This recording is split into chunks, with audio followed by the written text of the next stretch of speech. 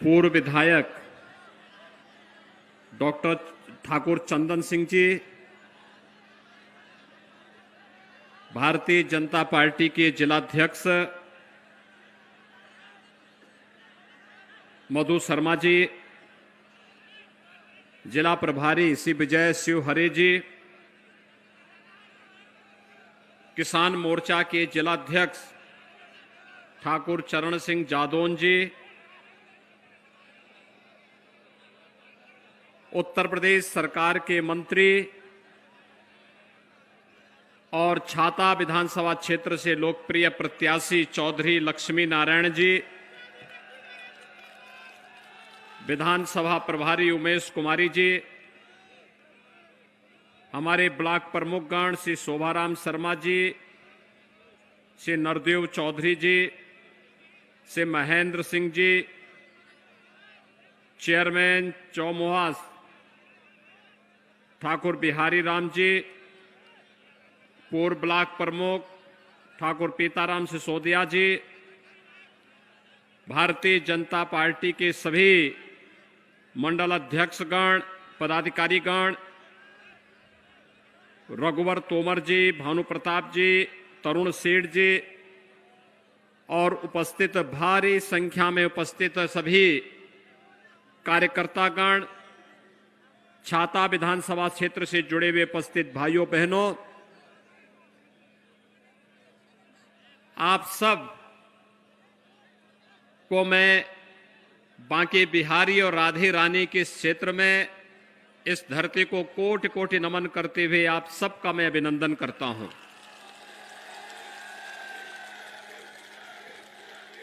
भाइयों बहनों, हमारी सरकार डबल इंजन की भारतीय जनता पार्टी की सरकार ब्रज क्षेत्र के समग्र विकास के लिए पूरी प्रतिबद्धता के साथ कार्य कर रही है। बिना भेदभाव के विकास का कार्य कर रही है। क्या गांव, क्या गरीब, क्या किसान, क्या नौजवान, क्या महिलाएं, इन सब के उत्थान के लिए, गांव और ब्रज तीर्थ के विकास के लिए, बेटियों की सुरक्षा के लिए सरकार पूरी ईमानदारी के साथ कार्य कर रही है। भाइयों बहनों, एक कोरोना कालखंड में पहली बार चुनाव हो रहे हैं। आपने देखा होगा कोरोना की तीसरी लहर अब समाप्ति की ओर है। अगले एक सप्ताह के अंदर आप देखेंगे कि तीसरी लहर भी समाप्त, कोरोना उत्तर प्रदेश से फिर गायब। लेकिन कोरोना कालखंड में एक बात आपने देखी होगी, कोरोना के दौरान सपा, बसपा, कांग्रेस या किसी भी राजनीतिक दल का व्यक्ति नहीं था, या तो भारतीय जनता पार्टी की डबल इंजन की सरकार कार्य कर रही थी और या फिर भारतीय जनता पार्टी का कार्यकर्ता आपके पास आकर के सेवा कर रहा था। कोरोना में जो लोग उस संकट के समय आपके साथ नहीं थे, अगर आज चुनाव में वे दिखाई दे रहे हैं, इसका मतलब वे संकट के साथ ही नहीं, वे अवसरवादी हैं और अवसरवादी को कभी भी मौका नहीं देना चाहिए।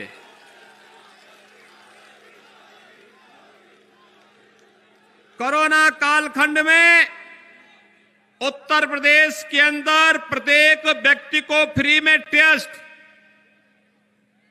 फ्री में उपचार, फ्री में वैक्सीन, सबको वैक्सीन। कितने लोगों ने वैक्सीन लगाया है? और इस सड़क की तरफ जो लोग खड़े हैं, वैक्सीन नहीं लें क्या? ये वैक्सीन प्रधानमंत्री मोदी जी ने दिया है सबको, फ्री में वैक्सीन, सबको वैक्सीन। जो लोग वैक्सीन के खिलाफ दुष्प्रचार कर रहे थे, वे लोग कोरोना फैला रहे थे, लोगों के जीवन के साथ खिलवाड़ कर रहे थे। आप में से 100% लोगों ने वैक्सीन ली है, इसलिए वैक्सीन लेने वाला हर वोट कमल के निशान पर। क्या सहमत हैं? जो लोग जीवन को संकट में डाल रहे थे, जब सत्ता से दूर हैं तब जीवन को संकट में डाल रहे हैं, और जब सत्ता में थे तो कोसी कला का दंगा करवाते थे ना। समाजवादी पार्टी के समय में सबसे पहला दंगा हुआ था कोसी कला का, और दंगों में हिंदू निर्दोष मारा भी गया, व्यापारियों के प्रतिष्ठान जलाए भी गए, और जब उन्होंने गुहार लगाई कि साहब न्याय करो, तो झूठे मुकदमों में जेल भी बंद कर दिया। ये तो समाजवादी पार्टी की सदैव से रणनीति रही, कभी कोसी कला का दंगा, कभी मुजफ्फरनगर का दंगा, और निर्दोष लोगों को मरवाना, और फिर राम भक्तों की निर्मम हत्या भी करवाना। यही तो ये करते रहे जीवन भर। मुजफ्फरनगर हो या कोसी कला के निर्दोष लोगों की हत्या से इनके सीने, इनके टोपियां रंगी हुई है, इसलिए लाल दिखाई देती है। राम भक्तों के रक्त से सनी हुई इनकी टोपी, आज इनको शर्म भी नहीं आती, जनता जनार्दन के बीच में आकर के कहते हैं फिर कि हमें भी वोट दो। भाइयों बहनों, कोरोना में भी इन लोगों का यही नकारात्मक रवैया था। कोरोना में जब पूरे दुनिया के अंदर फैला, उत्तर प्रदेश के अंदर भी फैला, लेकिन मैं मुख्यमंत्री के रूप में इस जिम्मेदारी को मानता था। और भाइयों बहनों, हम लोगों ने गांव-गांव में जाकर के, मैं स्वयं जाता था, मथुरा में भी आया था, और मैंने हॉस्पिटल का भी निरीक्षण किया, पीड़ितों से भी मिला। वो पीड़ित परिवार मुझे बोला कि अरे योगी जी आप क्यों आ गए, ये तो बहुत तेज बीमारी फैल रही है। मैंने कहा देखिए, मुझे मुख्यमंत्री जनता जनार्दन के आशीर्वाद से पार्टी ने बनाया है, और अगर वह संकट में है तो मैं मुख्यमंत्री आवास पर चुपचाप नहीं बैठ सकता हूं, संकट में उसके साथ खड़ा रहूंगा।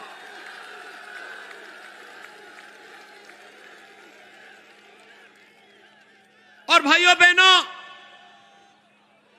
आखिर रहते भी क्यों नहीं, आखिर रहेंगे क्यों नहीं? अगर 25 करोड़ उत्तर प्रदेश की जनता को हम सुरक्षा नहीं दे सकते, उनके जीवन में खुशहाली लाने का प्रयास नहीं कर सकते, तो फिर बेकार है। लेकिन हम लोगों ने इसे अपना धर्म समझ करके उस समय जनता जनार्दन की सेवा के लिए पूरी ताकत लगा दी। प्रधानमंत्री मोदी जी का आशीर्वाद था और सरकार पूरी ताकत के साथ जुटी। परिणाम था कोरोना की दूसरी लहर को हमने नियंत्रित किया, और आज तीसरी लहर भी पूरी तरह नियंत्रण में है। चुनाव चल रहे हैं, लेकिन हम लोग नियंत्रण में कर चुके हैं। कोरोना प्रदेश की जनता का कुछ नहीं बिगाड़ पाएगा, कुछ नहीं बिगाड़ पाएगा, क्योंकि जैसे दंगों के, दंगाइयों के पूरी दमंगई को हम लोगों ने भूत की तरह बोतल में उनके जिन्न को बंद करके सदैव के लिए दंगे प्रदेश के लिए बंद करवा दिए, ऐसे कोरोना भी सदैव के लिए समाप्त होगा। लेकिन भाइयों बहनों, याद करिए, कोरोना कालखंड में जीवन भी बचाया, और डबल इंजन की सरकार है तो राशन की डबल डोज देने का काम भी किया। डबल डोज राशन मिल रहा है ना, 2 बार राशन। ये कौन दे रहा है? ये भारतीय जनता पार्टी की डबल इंजन की सरकार दे रही है। भाइयों बहनों, पहले ये गरीबों का राशन कहां चला जाता था? कहां चला जाता था? हमारी सरकार ने 43 लाख से अधिक गरीबों का मकान बनाया। पहले सरकार बनती थी, मुख्यमंत्री अपना बंगला बनाता था। मैंने कहा भाई मैं किसके लिए बनाऊंगा? मेरे लिए तो प्रदेश के 25 करोड़ जनता ही परिवार है, इनका मकान बना दो भाई, इन्हीं का मकान बनाओ। 43 लाख गरीबों का मकान बनाया। और कल ही आपने केंद्र सरकार का बजट देखा होगा, प्रधानमंत्री जी ने 80 लाख अन्य लोगों के लिए मकान स्वीकृत कर दिए हैं। 80 लाख। 2 करोड़ 61 लाख गरीबों के शौचालय बने। 1 करोड़ 43 लाख गरीबों को फ्री में बिजली पहुंचाई गई और 1,21,000 से अधिक मजरों में विद्युतीकरण का काम हुआ। अब तो हम हर घर नल की योजना में नया कार्य जल जीवन मिशन में करने जा रहे हैं। भाइयों बहनों, चौधरी साहब हमें बार बार कहते थे छाता चीनी मिल के बारे में, हमने तो स्वीकृत कर दिया, पैसा भी इसके लिए दे दिया है। ये जो सड़कों के सब सड़कें हैं ना, इन सड़कों के चौड़ीकरण का भी स्वीकृति करके पैसा भी रिलीज हो गया है। कार्य भी होने जा रहा है बहुत शीघ्र। हाईवे हो या रेलवे, सड़क को बड़ी बड़ी चौड़ी चौड़ी सड़कों के निर्माण कार्य का हो या फिर ब्रज तीर्थ विकास परिषद के माध्यम से संपूर्ण ब्रज क्षेत्र के समग्र विकास के कार्यक्रम को आगे बढ़ाने का, चीनी मिल के पुनरुद्धार का कार्य हो या प्रदेश के अंदर 1 करोड़ वृद्धजनों को, विधवा महिलाओं को, दिव्यांग जनों को 12,000 रुपए सालाना पेंशन देने का कार्य, ये सरकार डबल इंजन की भारतीय जनता पार्टी की सरकार ये कार्य कर रही है। मैं पूछना चाहता हूं, ये पेंशन, ये राशन, ये मकान, ये शौचालय, ये सड़कों का निर्माण, ये चीनी मिलों का निर्माण, ये तीर्थों का विकास, पहले पैसा कहां जाता था?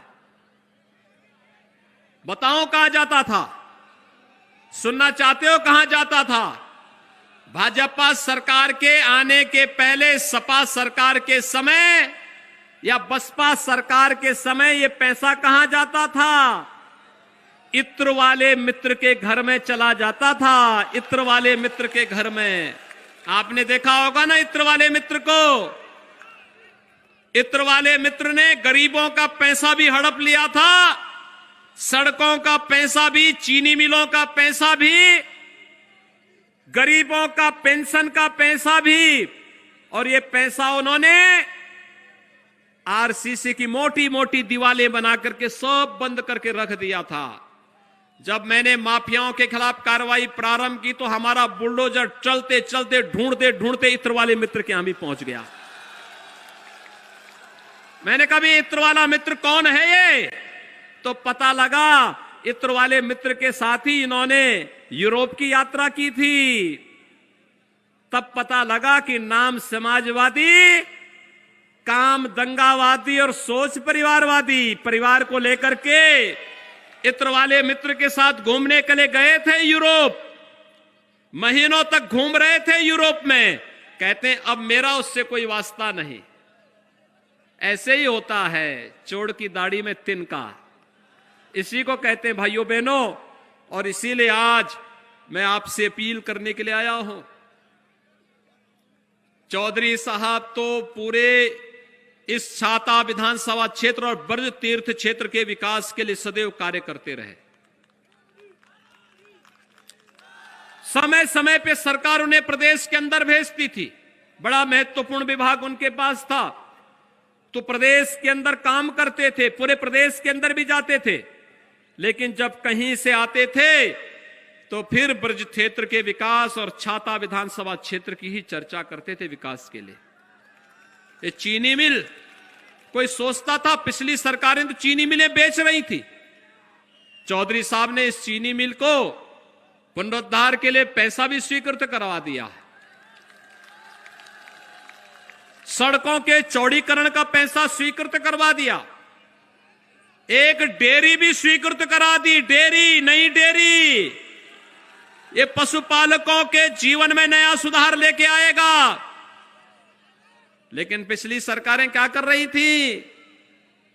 पिछली वाली सरकारें तो कैसे कैसे कार्य करती थी। नौकरी निकलती थी तो ये नौकरी भी सेफई घराना हड़प लेता था, बाकी सब देखते रह जाते थे। किसी गरीब को नौकरी नहीं, किसी नौजवान को नौकरी नहीं। नौकरी के नाम पर चाचा भतीजा वसूली के लिए निकल पड़ते थे।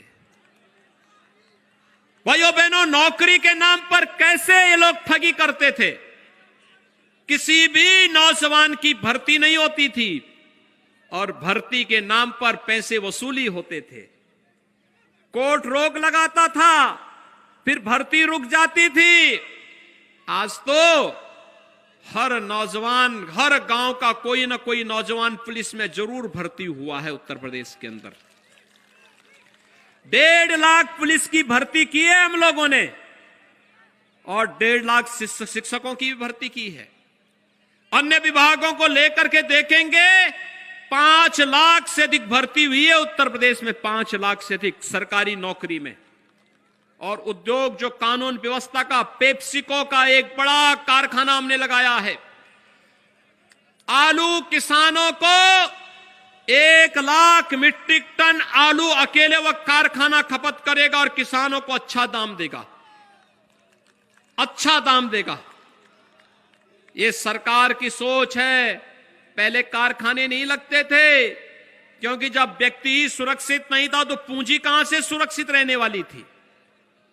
लेकिन भाइयों बहनों, आपने देखा होगा 5 साल में अब कोई दंगा हुआ है क्या? कोसी कला का दंगा करने का कोई दुस्साहस करेगा क्या? अब करेगा तो उसे मालूम है ना क्या हो जाएगा। हां, करेगा तो फिर पहले नोटिस पहुंचेगी कि बेटा तूने इतने की संपत्ति नुकसान पहुंचाई है, अपने 7 पीढ़ी का बिल लिख के चले जाओ। 7 पीढ़ी तुम्हारी भीख मांगती हुई दिखाई देनी चाहिए। आज दंगा नहीं कर सकता कोई। और अगर देखते हैं कि ये बड़ा माफिया हो गया है, सचिन और गौरव जैसे नौजवान जो अपनी बहन की रक्षा करने के लिए मुजफ्फरनगर में जाते हैं, उनकी निर्मम हत्या कर दी जाती है। तब तो अखिलेश यादव जी तो तब लखनऊ में मुख्यमंत्री थे। इनके एक मंत्री उन निर्दोष जाट युवकों की हत्या करवा रहे थे और हत्यारों को छुड़ाने का बेशर्मीपूर्ण कार्य कर रहे थे। हमारी सरकार के समय कोई दुस्साहस नहीं कर सकता। बेटी की सुरक्षा की तरफ टेढ़ी नजरों से भी देखोगे ना तो दुर्योधन और दुशासन जैसा हाल हो जाएगा। गरीब की संपत्ति पर हाथ फेरने का कार्य करोगे, कमजोर को सताने का कार्य करोगे, व्यापारी को लूटने का कार्य करोगे, तो एक तरफ हमारा हाईवे बनता है, सड़क बन रहा है, फिल्म सिटी बन रही है, जेवर का एयरपोर्ट बन रहा है, और दूसरी तरफ माफिया के खिलाफ सरकार का बुलडोजर भी खड़ा रहता है। उसकी छाती पर भड़बड़ा करके हम बुलडोजर चलाने में भी संकोच नहीं करते हैं, क्योंकि ये माफिया प्रदेश को तबाह कर दिए थे, प्रदेश को बदनाम कर दिए थे। हमारे नौजवानों के सामने पहचान का संकट आ गया था और अब तो हमारी सरकार ने तय किया है उत्तर प्रदेश के हर नौजवान को स्मार्ट नौजवान बनाएंगे। 1 करोड़ टैबलेट और स्मार्टफोन देने का कार्य हमारी सरकार कर रही है। वर्तमान में 1 करोड़ नौजवानों को टैबलेट और स्मार्टफोन कोरोना आया, कोरोना का बाद भी आ जाएगा, तब भी नौजवानों की शिक्षा में कोई बाधा पैदा नहीं कर पाएगा। घर में बैठ करके ही पूरी पढ़ाई उनकी संपन्न हो जाएगी। ऑनलाइन एजुकेशन, ऑनलाइन एग्जामिनेशन, ये सब ऑनलाइन करने की तैयारी हम लोग कर दे रहे हैं। बच्चा हो या नौजवान, उसके पठन पाठन में कोई व्यवधान नहीं। हर जनपद में मेडिकल कॉलेज बनाए जा रहे हैं, सिंचाई की सुविधा को बढ़ाया जा रहा है, धार्मिक आस्था का सम्मान हो रहा है, पेशेवर दंगाई और माफियाओं के खिलाफ सरकार सख्ती से निपटने का कार्य कर रही है। और भाइयों बहनों, मैं आज आप सबसे ये अपील करने के लिए आया हूं। देखिए, जैसे ही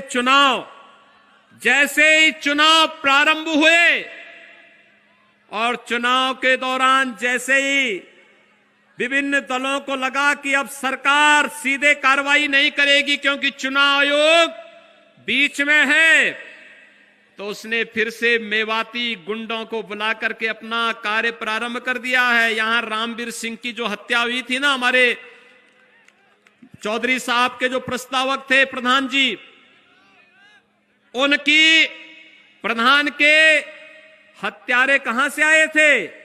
मेवात से आए थे, मेवात से। ये मेवाती फिर से आकर के यहां उपद्रव कर रहे हैं। उनको नहीं मालूम कि 10 मार्च के बाद फिर इनका उपचार होगा, इनकी सारी गर्मी शांत करवा दी जाएगी।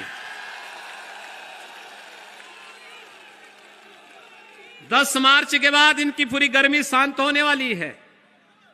ये जो दिखा रहे हैं ना अभी, ये गर्मी तात्कालिक है। कहते हैं ना, जब किसी चींटी पे पंख लगने लगते हैं तो समझ लो कि इसकी मौत का समय आ गया। फड़फड़ा रहे हैं ऐसे ही, हत्या करके निर्दोष लोगों की हत्या करके। लेकिन स्वर्गीय रामवीर सिंह को मैं अपनी श्रद्धांजलि देता हूं। और भाइयों बहनों, आप सबसे मैं इस बारे में कहता हूं, हत्यारा कोई भी होगा बख्शा नहीं जाएगा। बहुत सख्त सजा उसको देंगे, सख्त सजा मिलेगी। हमारे यहां तो किसी को हम छेड़ते नहीं, लेकिन अगर कोई किसी निर्दोष को छेड़ेगा तो फिर उसको छोड़ते भी नहीं है। और भाइयों बहनों, इसीलिए आज मैं आपके बीच आया हूं। चौधरी साहब ने पूरी तन्मयता के साथ छाता विधानसभा क्षेत्र की, मथुरा जनपद की, ब्रज क्षेत्र की और पूरे प्रदेश की सेवा की है। और भाइयों बहनों, पूरी मेहनत से किया है कार्य। लगातार जहां मैं भेजता था, जैसे प्रदेश में किसानों की उपज नहीं खरीदी जाती थी, तो मैंने चौधरी साहब के ही नेतृत्व में एक टीम भेजी थी देश के अलग अलग राज्यों में। और मैंने कहा, चौधरी साहब आप देख करके आइए कैसे होता है उपज खरीद का काम। और ये लोग आए थे, इन्होंने सरकार के सामने फिर प्रेजेंटेशन प्रस्तुत किया और परिणाम था आज किसान को उसकी उपज का दाम सरकार दे रही है। चीनी मिलों का पुनरुद्धार का कार्य कर रही है। नौजवानों के लिए रोजगार की सुविधा लेकर के आ रही है। बेटियों की सुरक्षा की पुख्ता व्यवस्था कर रही है। नई नई डेयरियां स्थापित हो रही हैं। रोजगार सृजन के कार्यक्रम हो रहे हैं। वृद्धजनों को, निराश्रित वृद्धजनों को पेंशन की सुविधा, विधवा महिलाओं को पेंशन की सुविधा, दिव्यांग जनों को पेंशन की सुविधा और अपने प्रदेश के युवाओं के लिए नौकरी के साथ साथ उसे टैबलेट और स्मार्टफोन देने की कार्रवाई भी सरकार कर रही है। इसलिए कर रही है क्योंकि अब उत्तर प्रदेश को हम उस स्थिति में लेके आ गए हैं जहां उत्तर प्रदेश की अर्थव्यवस्था को देश की नंबर 1 की अर्थव्यवस्था के रूप में स्थापित करना है। नंबर 1 की अर्थव्यवस्था के रूप में। और आज मुझे तो बहुत अच्छा लगा, आज इस कार्यक्रम की अध्यक्षता हमारे यहां पर कर रहे हैं ठाकुर चंदन सिंह जी, पूर्व विधायक रहे हैं 2 बार के। आज मैंने उनको यहां पे देखा है। ठाकुर चंदन सिंह जी 1974 में मेरे गुरुजी के साथ भी विधायक थे और वह स्वयं आज यहां आशीर्वाद देने के लिए आए हैं। चौधरी साहब के साथ उनको पूरा सहयोग देने के लिए आए हैं। मैं उनका अभिनंदन करता हूं। इन लोगों ने बहुत संघर्ष किया है और आज इस संघर्ष से तपी तपाई उत्तर प्रदेश की भूमि उत्तर प्रदेश के प्रत्येक नागरिक के जीवन में खुशहाली लाना चाहती है। हर बहन को, हर बेटी को सुरक्षा देना चाहती है, उनके जीवन में खुशहाली लाना चाहती है, हर नौजवान को रोजगार के साथ जोड़ना चाहती है और हर किसान के जीवन में नई खुशहाली ला करके उसको बेहतर तरीके से आगे बढ़ने के लिए आगे कार्य कर रही है। और इसलिए भाइयों बहनों, आज मैं आपसे अपील करने के लिए आया हूं। चौधरी लक्ष्मी नारायण जी के लिए आपने कहा है अब की बार 1 लाख, तो 1 लाख से अधिक वोटों से चौधरी साहब को जिताएंगे। चारों ओर से बोलिए, क्योंकि ये वोट यहां से जो जाएगा लखनऊ में मेरे पास ही पहुंचेगा।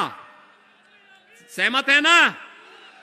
तो सभी लोग सड़क में भी जो लोग हैं हाथ खड़ा करिए, थोड़ा बता करके मुझे बताइए। सभी लोग सहमत हैं? चौधरी साहब को भारी बहुमत से जिताएंगे। दोनों हाथ ला करके मेरे साथ बोलेंगे, भारत माता की, भारत माता की, भारत माता की।